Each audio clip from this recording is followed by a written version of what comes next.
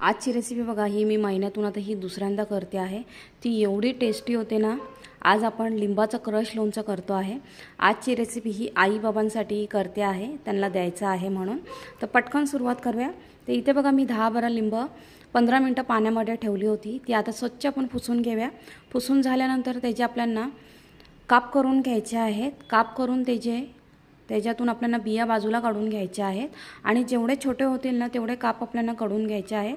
तर आता बघा, मी सर्व लिंबाचे काप करून घेतले आहेत आणि आता हे आपल्याला मिक्सरमधून फिरवून काढून घ्यायचे आहेत।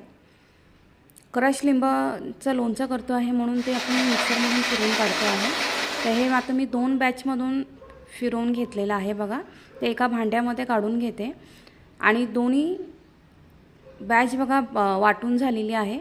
तर ते आता आपल्याला क्रश मोजून घ्यायचं आहे, कारण त्याच्या दुप्पट आपल्याला साखर घ्यायची आहे म्हणून। तर आता बघा, क्रश आपलं लिंबाचं 1.5 वाटी इतपत तयार होतं। तर आपल्याला 3 वाटी इतपत साखर घ्यायची आहे। तर आता बघा, हे 1.5 वाटी झालेलं आहे, आपल्याला 3 वाटी साखर घ्यायची आहे। तर इथे मी 1 वाटी खडी साखर घेते आहे आणि 2 वाट्या आपल्या रेग्युलर जी घरामध्ये साखर असते ना ती घेते आहे। खडी साखर बघा एकदम मोठी मोठी आहे म्हणून मी ते खलबत्त्यामधून वाटून घेतलेली आहे। तर आता 1 वाटी खडी साखर झाली नाही आहे बघा, पूर्ण पाऊण वाटी झाली, म्हणून त्याच्यामध्ये आपली साधी साखर ॲड करून ते मी मिक्सरमध्ये घेतलं आहे आणि अर्ध क्रश आणि अर्ध साखर असं मिक्स करून आपल्याला सर्व वाटून घ्यायचं आहे। तर मी मिक्सरमध्ये लावताना 2 वाटी साखर घेतली आहे आणि 1.5 वाटी क्रश घेतलेला आहे।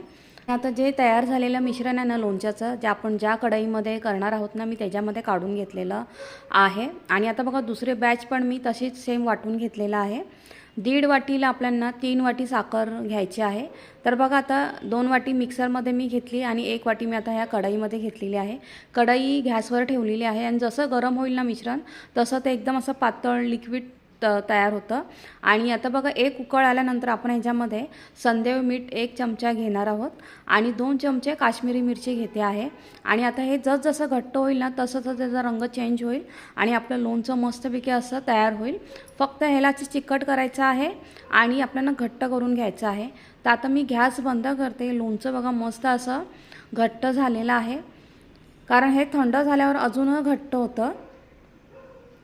एक तार आपल्याला आली की आपल्याला गॅस बंद करून घ्यायचा आहे। मी गॅस बंद केलेला आहे आणि थंड झाल्यानंतर बघा, लोणचं असलं भारी होतं ना, खूपच मस्त होतं। आणि थंड झाल्यानंतर हे अजून घट्ट होतं। तर तुम्हाला कशी वाटली रेसिपी मला नक्की कमेंट करून